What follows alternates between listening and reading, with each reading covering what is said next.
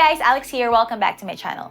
In today's vlog, I will be sharing with you the assumption process of Cebu Landmasters. So if you're a seller who invested in a unit with any of Cebu Landmasters project and you're still paying for the equity and you want to sell your unit already, then this is a vlog that you must watch. Or if you are a buyer who wants to buy a unit from a reseller who's still paying for the equity, then check out this vlog as well.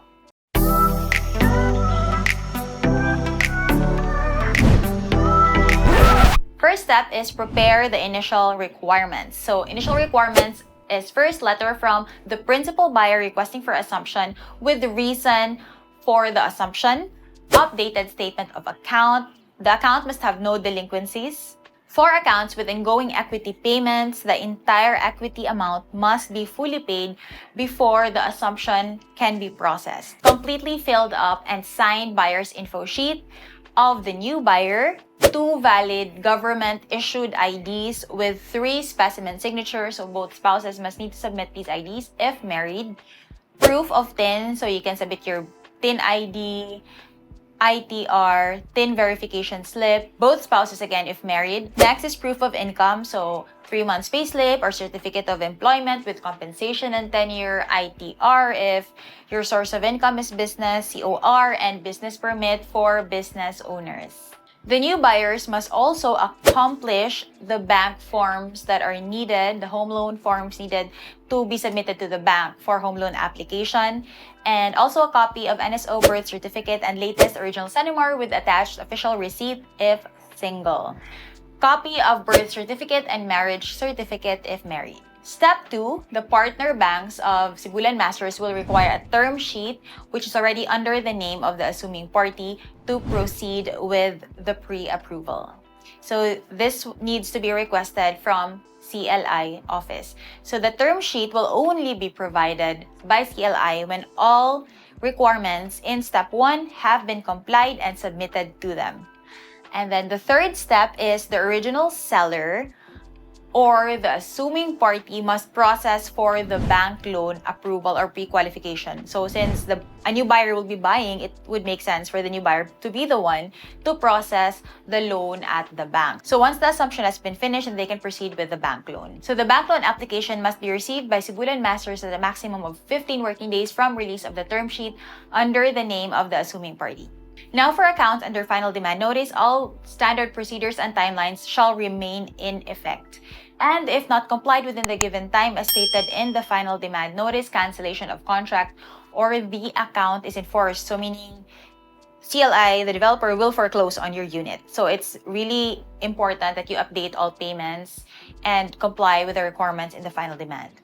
And then step number 4, submission of complete assumption requirements, including the documents listed below of the assuming party, along with the requested updated statement of account or SOA and notarized quitclaim. So it's important that, as I mentioned, the account must be fully paid, and if there are any arrears, so it must be settled. If there are any penalties, must be settled as well. So here are the final requirements for assumption approval. First is proof of bank loan approval from the financing bank. And then next is notarized quitclaim signed by the seller. So 2 copies must be submitted to Cebu Landmasters. So their CLI will be providing the quitclaim, and you just need to input your details in the quitclaim, sign it, and then have it notarized. And then the seller will then submit it to Cebu Landmasters. They will also have their own copy for themselves. So the quitclaim basically states that I, as the original buyer, now the seller, will no longer have any claims to this property because I'm selling it to another buyer. And the notarized bank form, special power of attorney. So banks have their own SPAs, which must be consularized if buyer is based abroad, notarized if buyer is based here and cannot transact for himself and needs a representative. And notarized or consularized SPA from Cebu Landmasters. So CLI will also have their own SPA, which needs to be signed by the buyer or their buyer and their representative for buyers based abroad. And then 2 valid IDs of the attorney in fact with 3 specimen signatures for those who have representatives, signed term sheet, and applicable reservation fee. So reservation fee differs from project to project, so just need to pay the reservation fee again.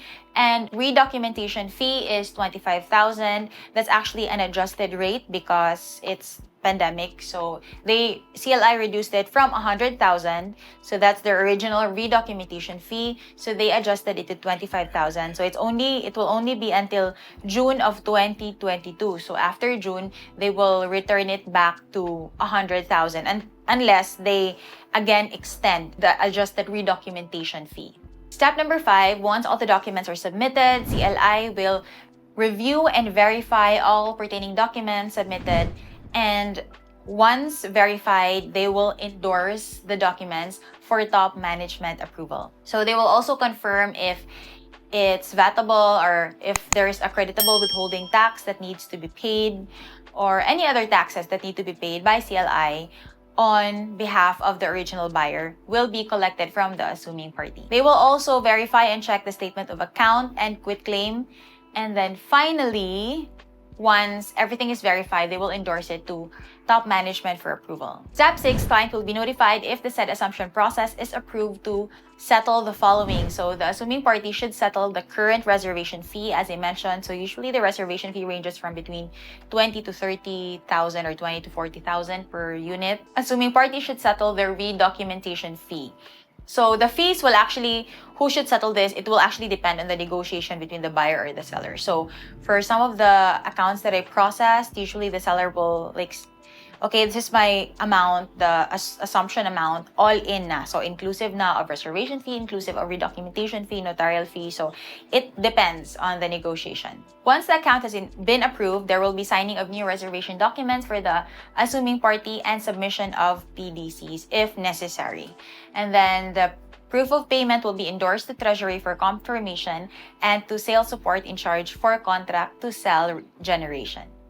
And that's it for the assumption process for those units that are still under Cebu Landmasters. If you have any questions, my contact info is in the description box below. And if you'd like to be updated on the newest listings, great deals in CDO and Davao, then just send me an email so I can add you to my mailing list. I will see you in my next video.